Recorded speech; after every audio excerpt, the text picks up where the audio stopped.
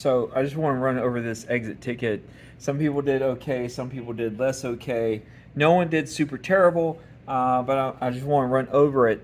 Um, anyway, all right. So, which of the following best describes an element?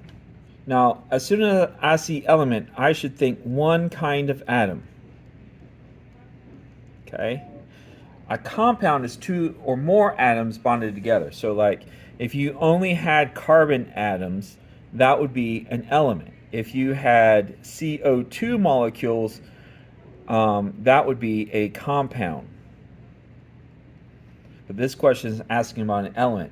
So, a pure substance can be broken down into simpler substances. Well, an element is a pure substance, but it cannot be broken down into simpler substances. I can't break carbon into anything more simple than carbon, and it still be carbon. So, that A is out. A pure substance cannot be broken down into simpler substances. All right. So it is a pure substance and it cannot be broken down. So that one sounds good. A substance composed of two or more elements. That is probably going to be a compound. A substance that only exists in living organisms. No. All right. So the answer has to be B. So on your bubble sheet, you would bubble in B, and you want to bubble in the whole circle. You also want to make sure that you put your name on the bubble sheet as well. Why is carbon essential for life? Okay. It is the most abundant. No. The most abundant in the atmosphere is actually nitrogen. It can form stable bonds with many elements, including itself. That is true. All right. So carbon can form lots of different stable arrangements with itself and other elements. That makes it very good for building organic molecules. Organic compound, so that one was B. Okay. Organic compound primarily used for energy storage in animals. Okay.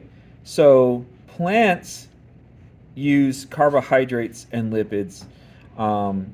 Animals use carbohydrates and lipids, but animals can't make carbohydrates. And this specifically says storage in energy storage in animals. So the answer has to be B, lipids. Okay. The main difference between saturated and unsaturated fats. Okay. The main difference is that saturated is going to be a straight chain, and unsaturated are going to be bent chains. So B would be the answer. All right. Also, let's note that saturated fats tend to be solids at room temperature, and unsaturated fats tend to be liquid. Okay.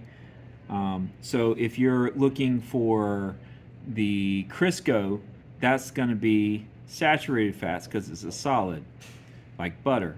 Unsaturated fats, like olive oil or vegetable oil, are liquids at room temperature. All right, which is not a function of proteins in living organisms. So proteins, a special class of proteins called enzymes, actually speed up chemical reactions. So that is a function. Okay, so that's a true statement. Forming muscle tissue, that is a true statement. Not just muscle tissue, though, other tissues as well. Storing genetic information, that's DNA and RNA. Mainly DNA. RNA has to do with protein synthesis, but we'll get to that later. Carrying messages, that is true for proteins. All right. So C would be the one that is not a function of proteins. All right. The sequence of amino acids in a protein is the blank structure. The sequence of amino acids is the primary structure.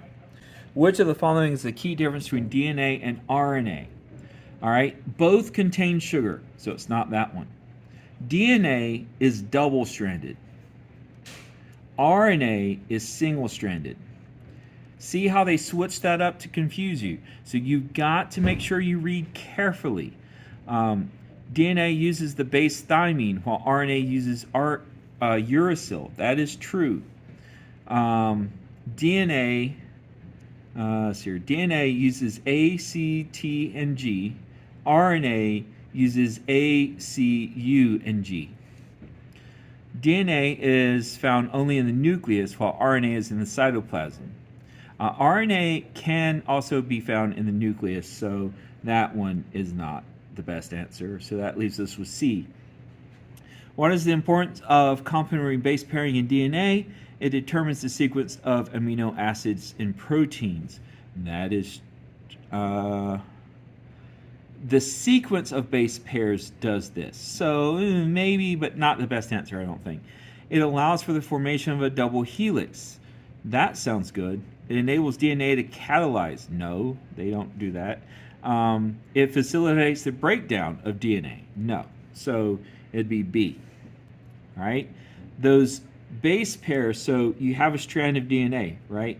And then you have these base pairs, A to T and C to G, right? They bond together like the rungs on a ladder, and they hold it together. Organic compound that is the main component of cell membranes, that's phospholipids. In fact, another name for cell membrane is phospholipid bilayer. So we'll get to that in the cells chapter. What is the primary function of nucleic acids? Information, storage, and transfer. All right, so that is the exit ticket. I hope this helps you review. Have a great day and stay curious.